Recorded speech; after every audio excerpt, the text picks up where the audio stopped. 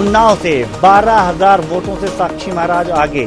14 round की counting पूरी, कांग्रेस की अनु टंडन से टक्कर है यहाँ पर, तो दूसरे नंबर पर वो है। तो उन्नाव में एक जो बड़ी बात है, 12,000 वोटों से साक्षी महाराज आगे हैं, 14 राउंड की काउंटिंग यहाँ पर पूरी हो चुकी है।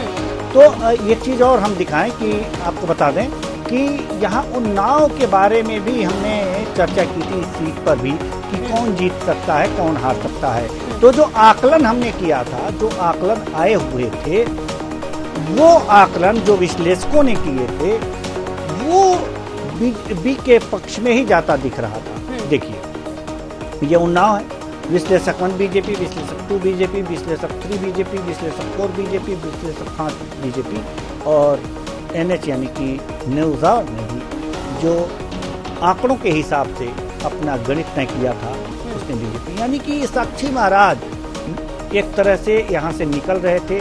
ये आकलन हमारा जो अनुमान था न्यूज़ार का अनुमान जो है वो सटीक था। और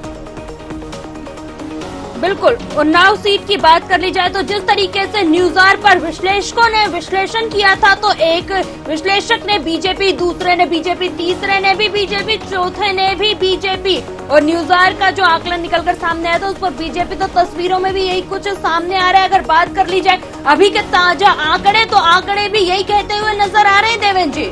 जी बिल्कुल, ताजा आंकड़े और अनुमान वास्तव में बड़े ही सटीक हैं। बिल्कुल, हमने कोई भी एग्जिट पोल नहीं किया है, अनुमान के आधार पर और आंकड़ों के आधार पर ये गणित लगाया है, और ये गणित जो है ठीक ठाक बैठ रहे हैं। बिल्कुल सही बैठता हुआ नजर आ रहा है ये जो गणित लगाया गया था। तो चलिए अब हम जो छत्तीसगढ़ के कुछ सीटों को बताएंगे कि कौन वहां पर आगे चल रहा है।